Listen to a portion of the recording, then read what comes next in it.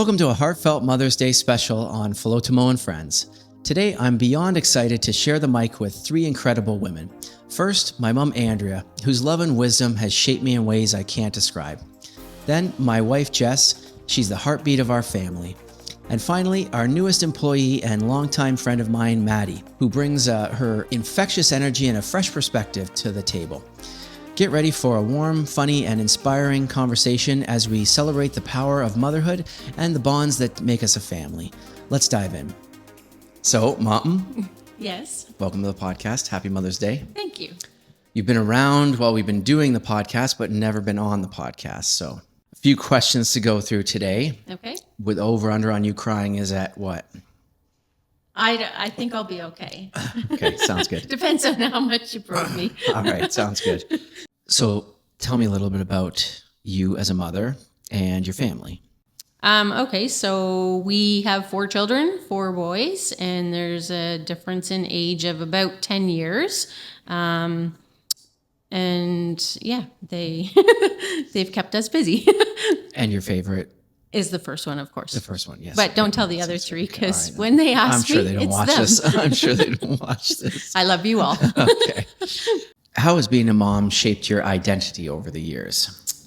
Well, again, you don't know how much or understand how much you can love, first of all, one child, but then having more than one, it's just crazy. Like you fall in love with your spouse and you think that's the world and there's your heart full. And then you have a child and you're like, whoa, I got another heart full here. But then you have more children and it's the same thing. So it's just like something that you don't think of or think could happen, but it does happen. I'm evolving as my children are growing and then grandchildren come along and I'm still evolving. So my identity is changing still. Yes. Yeah. It's not like, 6 months in, okay, this is me. No, it just keeps changing. So. Yeah, you just keep growing and Yeah. growing. Yeah. Yeah.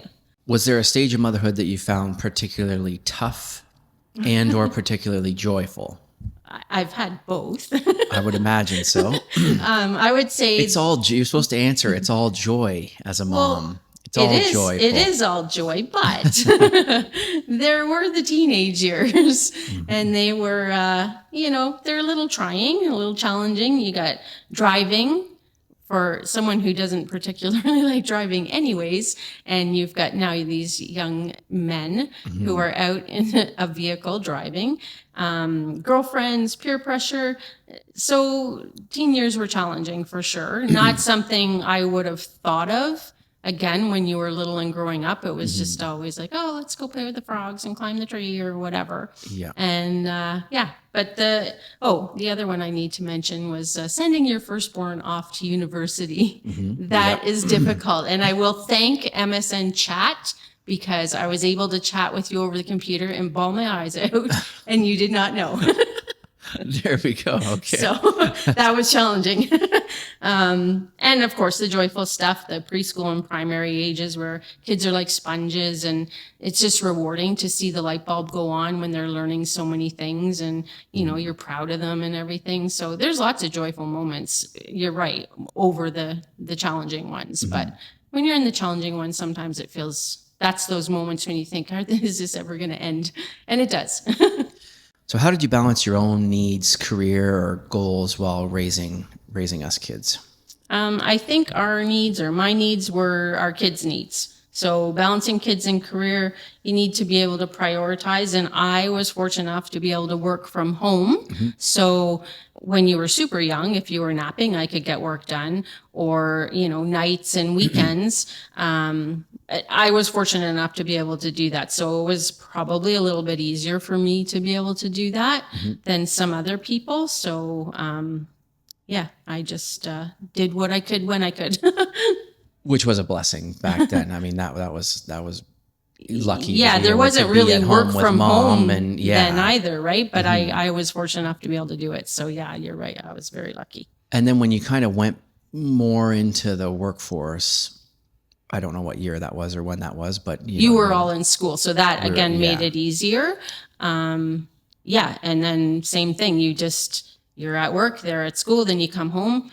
and you're doing activities, getting groceries, making dinners, laundry, whatever needs to be done. We didn't do a lot of activities though. Well, when 4 kids are playing rep hockey, that's a lot of activities. Do you remember the calendar where we put how many times every month we were in the rink? Yeah, that was a lot. Yeah, well, I just remember going off to different, like I'd go with you here, and then we'd go to there to pick up Tommy or something, and then Dad would be there with Jake, and then picking up Zach. Somebody would be dropping him off or something like that. Exactly. And just trying to manage all that. Yeah, like we did rely on some hockey friends as well. Like it would have been impossible to do it with 4 kids, but we did the best we could. And I would say for the most part, we pretty much handled it, but we did have some really strong hockey friends that came through in the crunch, and that was very appropriated. Lots of dinners on the go. And quick dinners. And, Yes. I do remember the grocery shopping with all 4 of us, and just how fun that was. How much groceries we would have. Yeah. But then how fast they disappeared. They would disappear. And I was always one of those. I did have a friend with 4 kids as well, and she did the 2 grocery cart thing. And I am not doing that. We're doing 1 cart. Yeah. So maybe that's why they disappeared a little quicker. It was stacked, yes, overflowing, and So what was the trick that you had to juggle it all? Like how did you juggle all that stuff? Like you mentioned friends and community and that kind of support, but I think also learning to run on very little sleep, being flexible, and letting go of perfection. You want a clean, tidy home, but it's not going to be white glove approved. So you have to sort of resign yourself to that it's not going to be perfect, but you just be flexible. Be flexible. You got to kind of roll with the punches. Like you don't have time to get bogged down in the details or what. And even when I think of Tommy coming along, number 3, you were very scheduled. Then Zach came, and we were still kind of scheduled. Then Tommy came and was like, "Sorry, babe, you're just rolling with this." Yeah. And then Jake comes along, and it's like, "Nope, guess what?" But they both actually they adapted to that very well. But it's just funny how, again, you're the first one. I was very scheduled with you. Yeah. And then as you get more and more and more activities and more things that have to be done, it's like, oh, nope, no schedule. You got to throw that to the wind. Exactly. We're just rolling with it. Yeah, nice. So how did you manage the stress of paying the bills while raising the kids? Okay, so for me, the stress was finding the time to actually pay them. And back in the day, we had to go to the bank to update our bank book. So I also had to find time to do that. But for much of the time at the beginning, while raising you guys, there was no online banking or auto payments and all that jazz. So you literally had to sit down and reconcile your bank account, however often you want to do it, once a week, once a month, whatever. To get that done. So time-wise, it was very consuming, and that was stressful because time was so precious. And the banking and paying bills wasn't like it is today. So I feel like, it's a lot easier these days. I remember you having a set time, I got to pay, we would all leave you alone because you'd be paying the bills and you didn't want to even cross into the kitchen and get into trouble because you'd be paying the bills. Stay away, I'm paying bills. Yeah, you're right. So I had to figure out a system to make it not so overwhelming. And that was setting a schedule every Monday. Yeah. I was paying bills. If you were playing hockey in your older teen years and you were playing at 10 o'clock and you finished at 11:30 and I was out of town and we didn't get home till who knows when, I still paid the bills. When you got home. Yes, because that's what I wanted to do. I had to get it done that day. And to this day, if you know me, don't call me on a Monday. I'm still paying bills because I haven't fully embraced that technology. You still are on the old system. That's right. No, I don't, not 100%, but there you go. But yeah, don't call me on a Monday. Well, and I can't imagine how it was. I mean, just the kids, like you said, are starting to do activities, more higher level activities. And so I'm starting to see the costs of those. Yes. And there's, it's, if you have one in, you got four in, like that's four times the cost at that particular month. Correct. So yeah, I can't imagine how it was managing the bills with four kids, like just looking at the groceries and looking at like the grocery thing was like, as you got older, $10 worth of meat or lunch meat or something like that, and it's gone in one lunch, 4 sandwiches, and the other 2 can't eat or whatever. Wasn't that bad, but yes, you're right. Yeah, and again, you just have to come up with different ways. You guys were also, you weren't always eating the same thing. So some of you went through phases of you just wanted this or you just wanted that. So that kind of all balances out. But you're right. Like I would buy a bunch of meat, and then you guys would be looking like, hey. There's no meat here. Okay. And we did all work too. So you did get us all to work from a young age as well, some younger than others.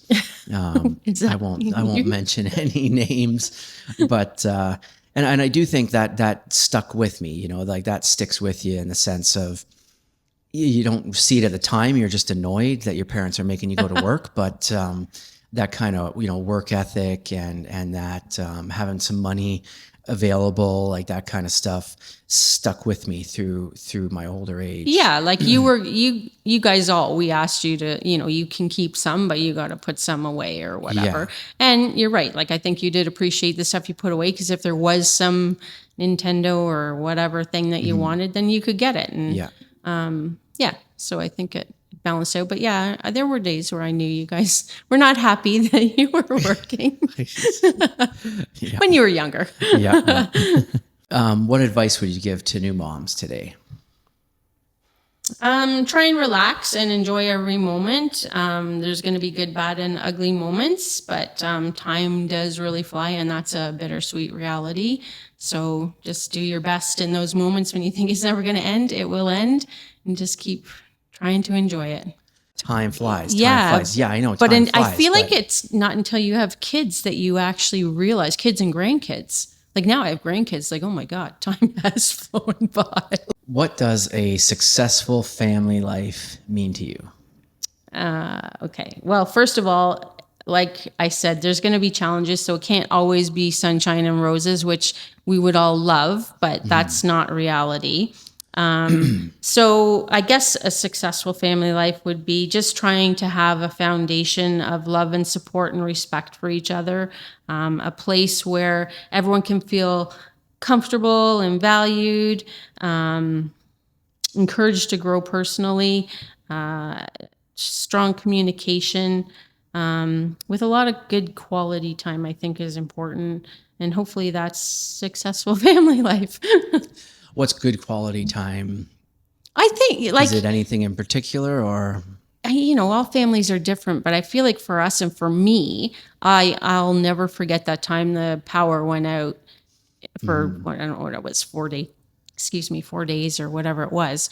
And that was so fun. Like we were like barbecuing pizzas, which I had never heard of. We were just like, okay, we got to do something. So barbecuing pizzas and taking you to the conservation area and just doing weird and wild things. And then having a talent contest with, using hairbrushes for microphones and just being silly. And like, that was a lot of fun. I think you guys enjoyed that. We made stepping stones for the backyard. Like we just did a bunch of, it was being unplugged, and we weren't even plugged in that much back then because the computer was there, but it wasn't the same. But it was just so much fun. So, Describing the scene of 4 boys the first thought that comes to your mind is chaos, but I never really grew up feeling chaotic. And I think that's a testament to you, that I didn't feel chaotic, even though it should have been chaotic. I'm glad you said that, because I know a lot of people would say the same thing to me, like, oh my God, how do you do that? I can't do it with 1 or 2. But you're right. Like I was just going to say, like for me, I didn't feel the chaos. Yeah. So it's nice to hear you didn't either. No, but I love you, and happy Mother's Day, and I'm very blessed to have you as a mother. So, Thank you. Also, working here with you has been amazing as well over the last 6 years now. So I thank you for making the jump and the move to Guelph and to join the team here, and excited for the future. Thank you. And I appreciate everything, and I'm loving every minute of it. Maddie. CJ. How are you doing? I'm great. Thanks. How are you? Awesome. I'm doing well. So tell us about your family. Oh, about my family. Well, there's me. Yes. And key cog in the wheel, I'm guessing. That's right. My wonderful spouse and partner, his name is Brett. And then I have 2 kids, Ovid and Olivia, who are 6 and 8. 6 and 8. Beautiful, Yes. beautiful. So what surprised, I'm going to ask you a few questions here. We'll go through it here. So what surprised you the most about becoming a mother? I think what surprised me most about becoming a mother is how difficult it was, actually. I think, It's not easy to grow a human and to birth it. No. No, and it's like, you're going along, you're living your life, and then bam, you're a mom. And everyone is celebrating the baby and all of that sort of stuff. And then you've just become a new person overnight. I think it's really easy to be pulled into different ways of thinking and things that you should be doing or whatever. And there's a lot of noise, especially, I think, even more so now than even 8 years ago when I had my kids. And I think it's really important to sort of stop and listen to what feels right in your heart, I think. Yeah. So how has being a mom shaped your identity over the years? Yes. So I think at first, in terms of shaping my identity, honestly, it rocked my world. It took over my identity, and it was my whole identity for a good chunk of time. And now I sort of see the identity of motherhood, and one of the things that I'm supposed to do is really show them how to be a human in the world and participate and love people. And when you had a career before you had kids, and you had a career throughout and ongoing, but yeah, I mean, you have a career, you have friends, you have a different life than when you're a mom and all of a sudden taking care of kids, which it's not to say that it's awesome. There's definitely good points of it, but definitely changes. Like, how do you manage those? How do you still keep being Maddy and not just mom? Yeah. I think it's really, for me, what I found was really important to keep being Maddy was to maintain some of those things. So for me, it was important to go back to my career and go back to work. It was important for me to return to sports, which I love dearly in my heart. So it was important. Like, I love showing up for my children, and I love feeding them and loving on them and giving them support and guidance and doing all of that sort of stuff. And also being a human who does those things. Have you found it was easier as they've gotten a bit old? Because now they're 8 and 6. So, has it gotten a bit easier as they've gotten older and maybe more independent? Yeah, absolutely. I remember very clearly when my youngest turned 4, and people who know me have heard me say this all the time. There's something that happens when the youngest turned 4, because my children are very close in age. So, but they all never sort of seem to be in the same stage. But when my youngest turned 4, I really found it a bit more of like a breath of fresh air, where I had a little bit of space outside of, you felt comfortable leaving the kids with Brett at that point, that they were older.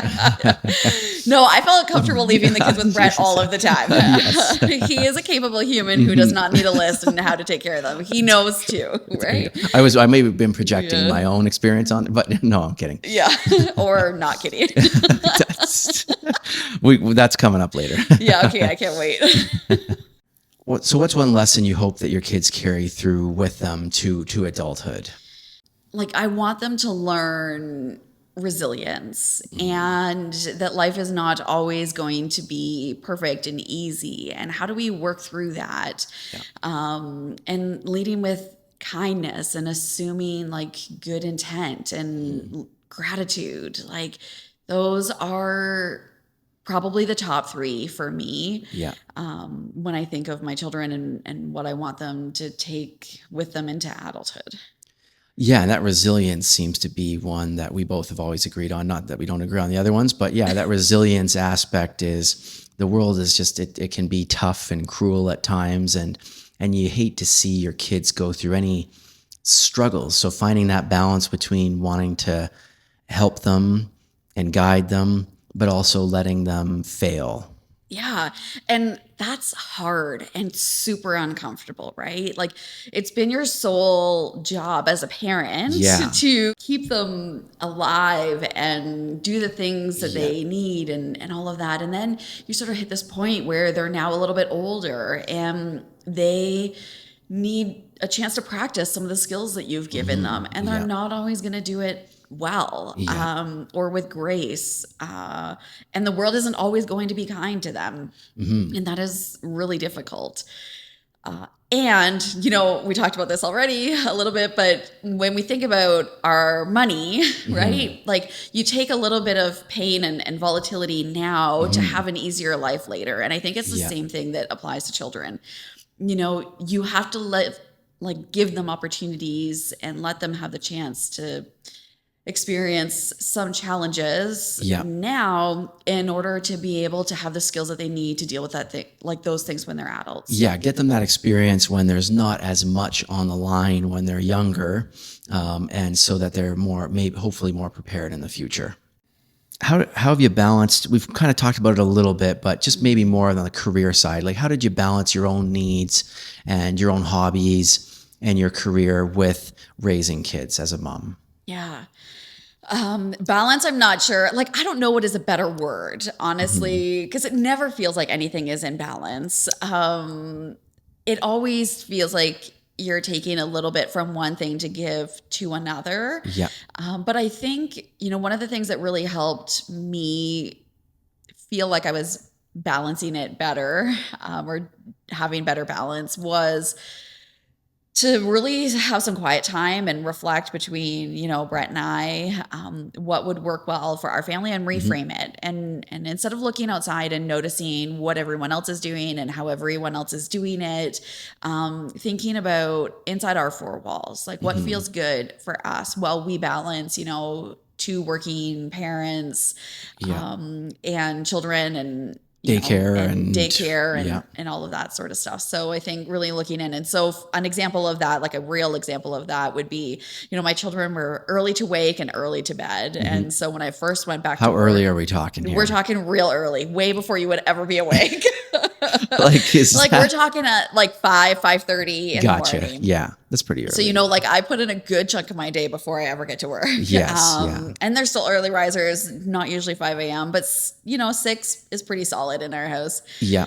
We hope everyone makes it to 6 a.m. and after 6:30 that's the sleep. Okay. Just to define this for you. Okay. All right. But, for me, when I first went back to work and we were doing that 5 a.m. starting our day at that time, it's hard. It's really hard. But you got a few hours before the day really gets started for most people. And that's right. So, that would be when I got supper ready. And I had gone to my employer at that time and asked them if I could flex my day a little bit. So go to work earlier, leave earlier. Because they're probably going to bed earlier. And if you're getting home after work at 6 o'clock or something, they might be in bed. Yeah, for sure. They were in bed by 6:30. They were very routine. Yes.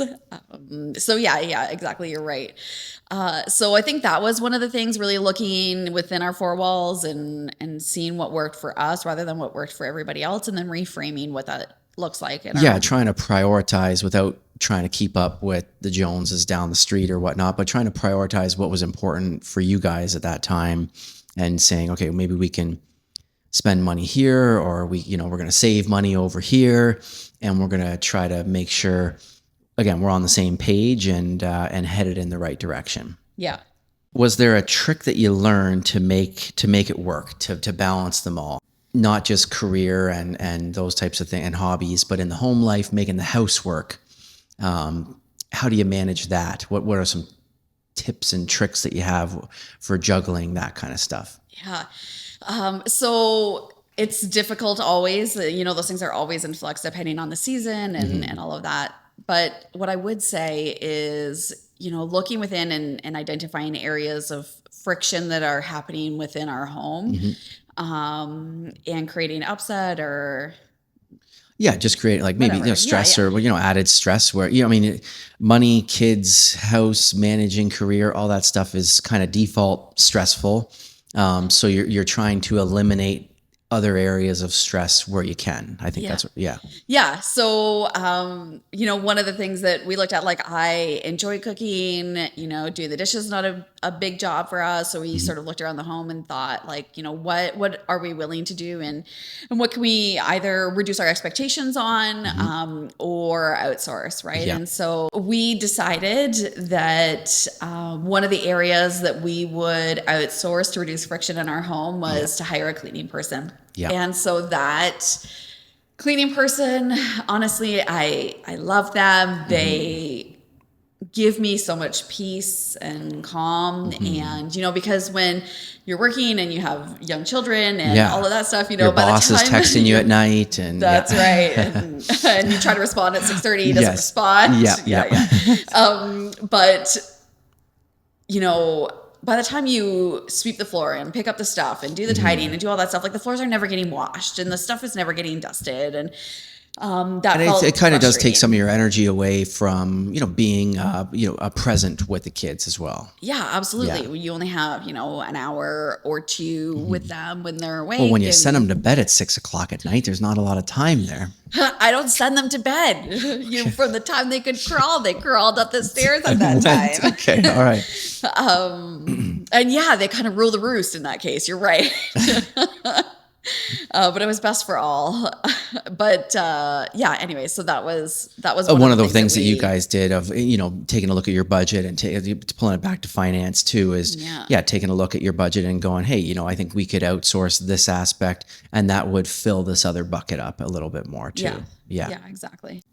So to kind of pull it back to some finance a little bit, how do you manage the stress, or what are some strategies around, paying the bills and keeping up with that? And we've talked about kids' activities and things like that, and how even though daycare might be done, kids' activities come into play, and those aren't cheap either. So how do you manage the stress, or what are some strategies that you use or have used in the past to kind of manage that side of it? Yeah. So I think one thing that I wish, if I were to look back, and I know this isn't your question, but if I were to look back, I wish that I had, and that Brett and I had conversations about finances earlier. I wasn't pre-kids or pre-kids. Okay. Yeah. Because I wasn't ready. I wasn't ready for the impact of like maternity leave, reduced income. And then you think, okay, I'm going to get back to work and, that's going to get a little bit easier, but then it doesn't, because, any extra money that you make beyond the maternity leave benefit is now going to pay childcare and all of that sort of stuff. And so, if I were to look back, I just want to say, like, one of the things that I wished is that I was a little bit more informed and that I had practiced that a little bit, in how we were managing our finances. But to actually answer your question, like reducing the stress or managing the stress of managing finances and kids and all of that and daycare, Brett and I, and when two people come together, they always come from different financial backgrounds, right? And money means different things to different people. For some people, it means safety. For some people, it means security. For some people, it means wealth or power or whatever, right? Yeah. So, and just different ways of managing it as well. Like, some people worry more about it. Some people use cash more. Some people don't use some people use a credit card for everything. Like, there's so many different, ways just to manage the day-to-day aspects of it. Yes. You're right. So many variables. So, taking a little bit of Brett's experience and a little bit of my experience, and then making sure that we sit down and set really clear priorities for our family. And so in our family, it was really important that I go back to work. It was important for me. It was important for them. Yeah. It's important for everybody to have a break. Like that was a financial priority for us to pay for daycare. And so really sitting down, looking at our net cash flow, and then automating as much as we could. So that was also really important. Thinking about, okay, so if we want to go on a family vacation, how much is that going to cost? And then putting aside a little bit every single time we got paid, and not physically making the decision to like, this week I'm going to put $20 and that week I'm going to put $30. It's like, how much do we need? Make it a priority and work your best to get there. That's right. And really sort of automating that and working with whatever was left from a discretionary perspective. Yeah. But what really mattered was for Brett and I to sit down and have that conversation and decide what those priorities are. Because what I know to be true is that when one person is going one way and the other person is not participating or acting sort of in contrast to what the goals are, it's never going to work. So making sure that we both got on the same page and we were both moving in the same direction was really important for us. Well, I'm sure you've seen that in your role at Scotiabank prior to joining the team here. And we see it with clients as well, that when there's that disconnect, it just adds that additional layer of stress and that additional layer of uncertainty to getting what is the goal and what are we working towards. So that's something that is definitely, it sounds like a good strategy. Yeah. And it's something that has really made it a lot easier for us to figure out, how we want to prioritize. Because otherwise it's easy to go to Starbucks like you. Yes. Yeah. My $7. Your $7 latte today. Morning, right. But, yeah. And I mean, if that's what you want to do, that's fine. Listen, like I it's believe not in what I wanted to do. I was floored when I saw that. Intentional spending, I think, is digress. important, and knowing exactly like what you want to do with your money. And if you are, and we each had a spending budget, and it has ebbed and flowed through the years, but it's like, if you want to waste money, here's how much money you can waste, and waste it on whatever you want. And what is wasting money? Well, I think it helps people it helps people be accountable to each other, because if you have a plan and you have something laid out, a budget laid out, and you have a plan. Well, if one person goes out and they're spending money on Starbucks coffees every day, and at the end of the month, you're like, oh, where'd all our money go? Oh, well, so now you can be a little bit more accountable with the plan. Whereas without that plan, without being on the same page or close to the same page, it's a lot easier for one person or both people to kind of go off and diverge from that plan or from that long-term plan. So. Yeah. And I think if we bring it back to sort of parenting and childhood, it's like, they say that the days are long, but the years are short. And the same thing happens with money too. It's like, today's the day, and then you can spend every day. It just seems like a little bit, but at the end of the year, all of a sudden you haven't achieved the goal that you wanted to of going on vacation or whatever, whatever that goal was for you. And so really being mindful and setting a plan for success, I think, is important. Yeah, no, I think it goes back to what you were saying too about just how everyone has a different financial background, and we get a lot of our financial knowledge and experience from our parents. Yes. And sometimes for better, sometimes for worse. So I think also tying back into being a mom and being parents, that the way that you behave financially and the way that you manage that, your kids are picking up on that stuff. So if you're not delaying gratification, why would they want to delay gratification? If you're getting them that toy or that book or that present, just because, then they learn to expect to get things, not to wait for the birthday or to wait for a holiday or something like that. So I think it's also to tie into, there is some pressure as parents to set a good example for our kids that way too. Yes. Yeah, I totally agree. What advice would you give to new moms today? Oh, that's such a good question on being a new mom and new moms today. I think, the piece of advice that I would give to them is to listen to their hearts and really look in to themselves rather than looking out. And I think we're really in a world that we're inundated with information, with highlight reels, with hacks, and like all these different things. And it can really feel overwhelming. And I think, taking a moment, checking what feels good for you, what feels good for your family, because it might not always look like the same for everybody. That's probably my biggest piece of advice. Like, there's no right way or perfect way to be a mom. And so just knowing that like yours can look different and be equally as good. You had a good line on that before, and I'm going to butcher it, but it was something to the effect of like, nobody has raised this kid at this time in this world. So what was that? Yeah. So it's true. I think of like all these parenting experts, and I'm someone who loves to collect information and data, and I'm forever trying to learn something new. Yeah. So, but it really hit me like no one has ever been the person that you are today, parenting the child that you have today in the world that we have today. This day has never existed as it is today. And so how do these people call them experts? Like they might have been experts in the past, and maybe they still have value to add, and that can be true.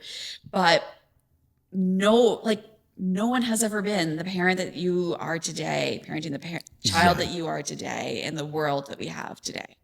No, well, you're certainly on a good path, and your kids are amazing. So that's good. Kudos to you for that. Thanks. And I appreciate you taking the time to do the podcast with me. Thanks for having me on as a guest, and I look forward to next time. Awesome. Yeah, okay. next time. Sounds good. Introducing my beautiful wife, Jess. Hello. Thank you for having me. Thank you for me twisting your arm to come on. Yeah, more like it. So tell the people a little bit about our family. So our family includes you, my wonderful husband, myself, and our 2 daughters. Charlotte is almost 8 and Briar is almost 6. And we also have a dog named Jaxie who's almost 14, if that counts. Legend, Jax. So what surprised you the most about becoming a mother? I think what surprised me the most is you become pregnant and you grow this baby inside of you for 9 months. And then this baby is born and you're instantly just blown away at how much you love this little thing.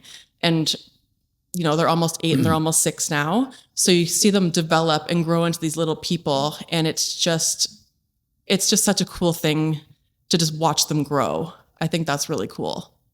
And it happens so fast. Like they especially when they're younger, they start doing things. And then as soon as they start doing stuff, it's like they do a new thing every day almost. Yeah. And it's really cool. You got us this really cool frame for Christmas that goes through all the pictures.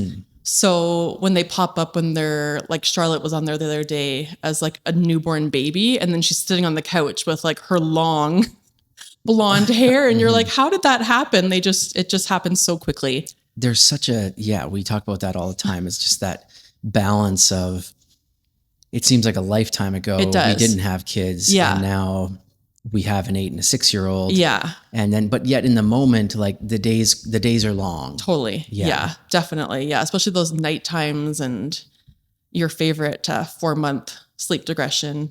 So has the surprise of how much you love the kids and how has that stuck with you, or is it trying sometimes? It's definitely trying sometimes. I definitely love them very much, but as you like to call her, teenage Charlotte is in full force. Yeah. And I think I want to be careful on that because I'm sure it's going to be, a bit more trying when she is a teenager. Absolutely. So one day at a time over Absolutely. here, one day at a time. Yes. Was there a stage of motherhood that you found particularly hard or particularly joyful? I'll start with whichever one you want. Yes. I'll start with joyful. I love toddlerhood. I know a lot of people are, the terrible 2s or the 3s are really hard. I loved it. Maybe because we had girls and they weren't trying to throw themselves off of couches and that kind of stuff. Yeah. They were more sweet and loving and learning how to talk and would follow you around and whatever. And I think if I could go back, I was saying this to my friend this morning when we were walking, like if I could go back and like spend a day with like toddler Briar, it would be the best. Don't you agree? Yeah, yes. Or like little Charlotte learning how to walk, like those are like really such like fond memories for me. So that like 18 months to like 3 are like, were really, really fun for me. Yeah. You'd probably agree.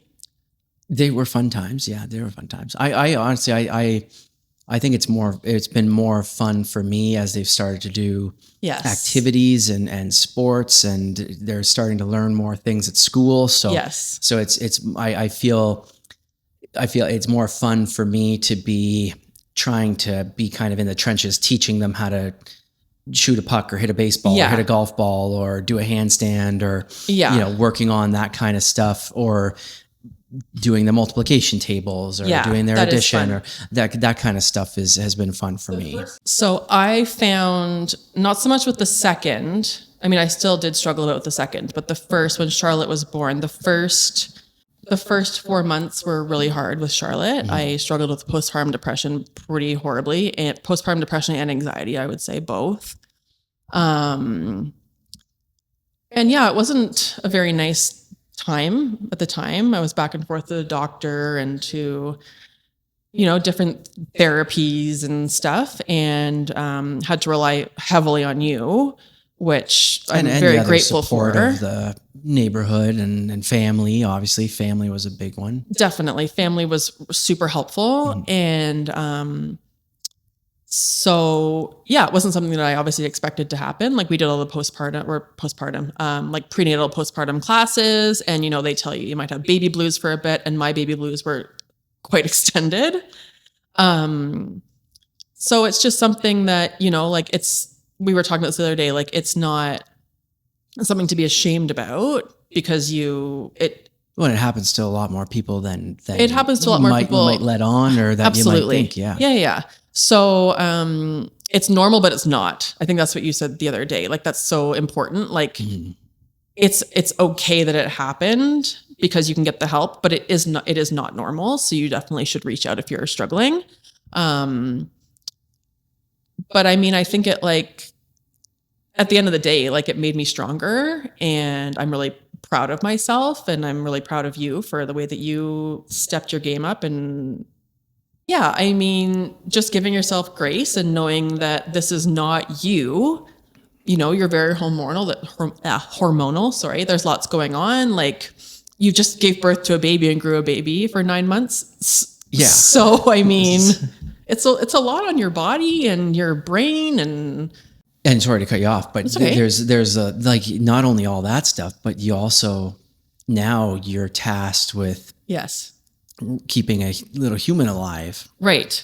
And before it was just us, and that was wonderful and whatever. And then all of a sudden it's like, boom. And you're, like you said, you're like feeding this thing. Like, one of your favorite things was being up in the middle of the night, like syringing milk into Charlotte. You're just like, what are we doing? And I'm crying, and you're like, everything's fine. It's going to be fine. And well, I think that's what I would, part of some of the conversations today is around, like, the babies know, like, sometimes you have to trust your motherly instincts. Yes, absolutely. And not the book. Mm-hmm.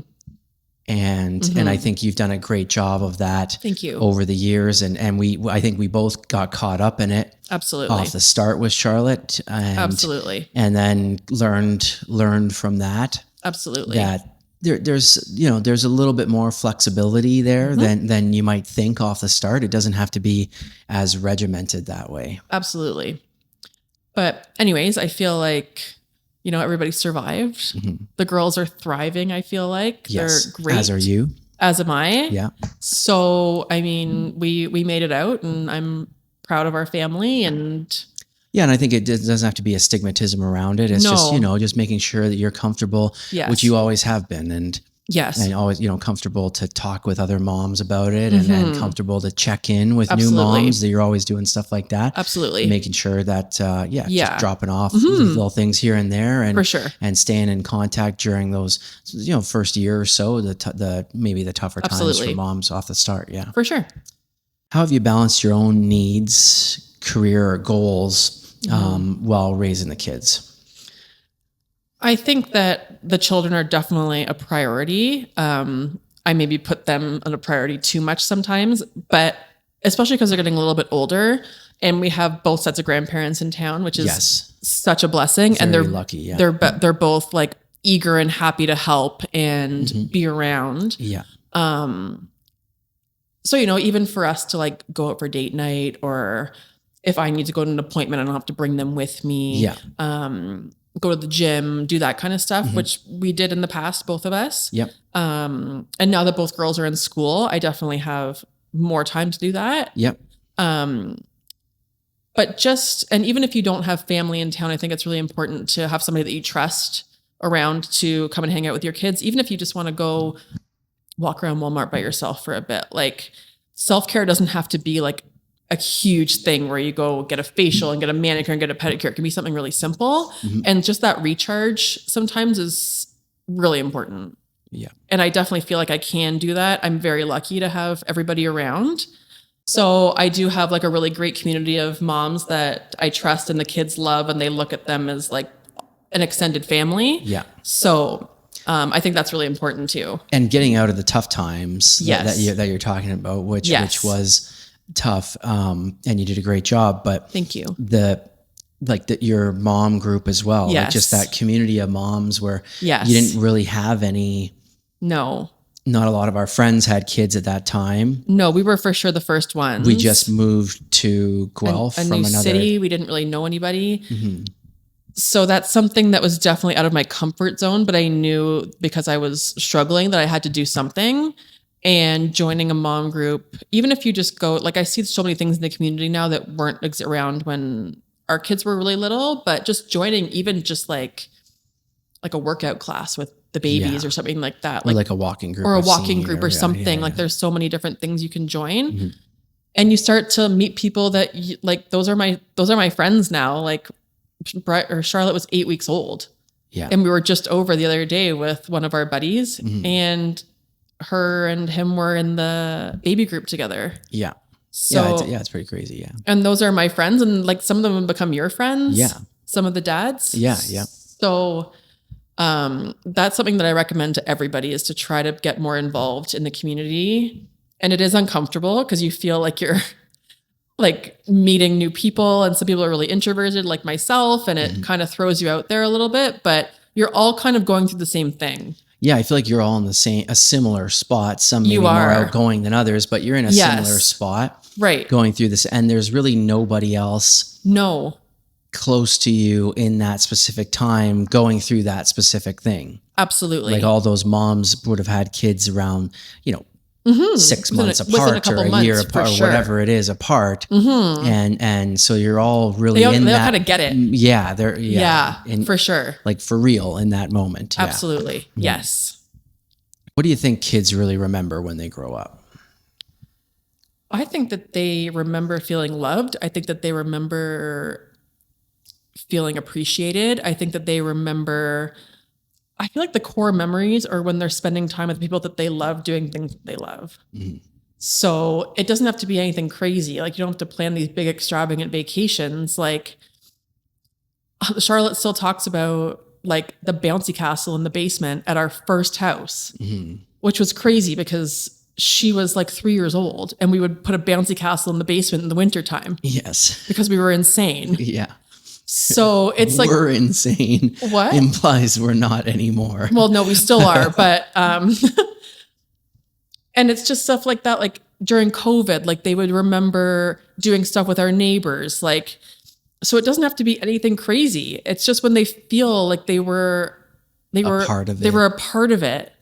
And even just like when we were up at the cottage a while ago, like I still think they'll remember going back and forth between the hot tub and the lake. Like that didn't really cost us any money. Like you drove up there or whatever, Yeah. but it was still such a core memory for them that you really don't have to put too much emphasis on things for them to remember things and want to do them again. And it's, it's one of those things where it's just something that we were doing anyways. Exactly. And they just tagged exactly. along with what we were doing. Yes. And then they Yes. enjoyed it because they thought it was cool because we were doing all Exactly. doing it. And now that they're a little bit older, I feel like we can do that more. Like when they're younger, you really got to kind of cater things. Yeah. Like you got to do the pumpkin patch. You got to do all this stuff. You got to go to Fun Villa. You got to do all this stuff. And now that they're older, like they just want to do whatever we're doing because Yeah. it's cool and it's fun. Yeah.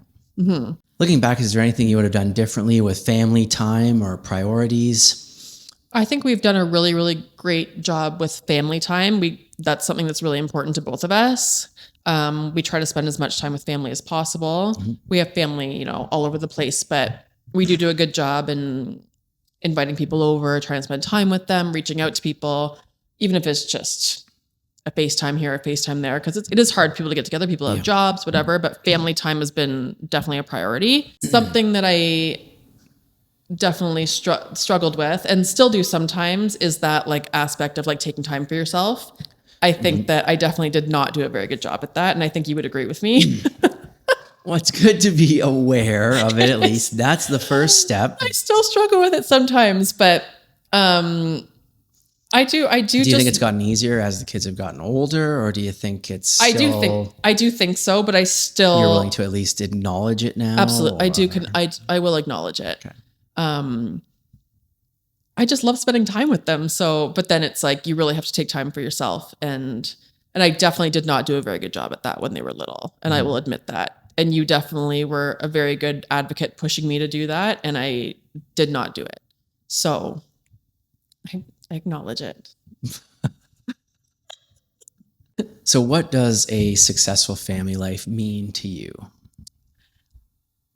I think it's, spending quality time together. I think it is appreciating each other. I think a lot of it is like cheering each other on in different things that you're doing. Our kids are involved in a lot of activities, and it's like, it's not even a choice. Like, no, you're going for the kids. Like, you have to go support your sister. You have to, eventually when cousins are going to be doing stuff, we will be going to that stuff too. Like, that's just really important. And I think it's just like loving and respecting and appreciating each other, communicating with each other. I think that the kids are really great at letting us know when things are bothering them, which is a huge success, I think, because hopefully it makes it a lot easier. Hopefully when they're older, they'll come to us with things. Right now, it's like, it's pretty easy for them to come home and, rat about what happened because they like doing that. Yeah. But hopefully when they're in their teens, we'll still have that relationship where they feel comfortable and confident. And I think just appreciating like the different roles in our household too. Like, I think a lot of it, like, like I'm grateful I'm able to take them to school, pick them up, do that kind of stuff. But a lot of it is because of what you're doing. And I think it's that the kids need to appreciate that. And they do appreciate it because we talk about it a lot. And that's just a successful family because they have an understanding of what things take to be able to get things done. Yeah. I don't know if you agree with that or... Yeah, no, I do agree with that. Yeah, no, I agree with what you're saying. I think that for both of us, it's like you've made sacrifices in order to be able to do some of those things, and they should appreciate that as well. And I think they do. I think they do too. And yeah, I think it's just really important that we have a good thing going in our household, and it should be appreciated. How will you know that it's a successful family life? I think right now we can already see that it's successful. So as long as it keeps going up, and I mean, it's going to go like this because we're going to have 2 teenage girls. Oh, not anytime soon. Not anytime soon, but we will eventually. One day at a time here. We will eventually. So hopefully it just still stays successful. But I feel like we are on top of them to have some gratitude. No, yeah, I think we both have, and you certainly have done an excellent job raising them. And they're 2 great kids, and we're super lucky. They are great, and we have a lot of great family support around. We both appreciate and love that. Absolutely, it's special to be able to get them that time with grandparents on both sides, and yeah, it's we're certainly lucky. Absolutely. You are doing an amazing job. Happy Mother's Day. I love you. Thank you. I love you too. I look forward to having you on again. Again? Who knows? Charlotte told me she's up next. Nice. Okay. Perfect. Okay.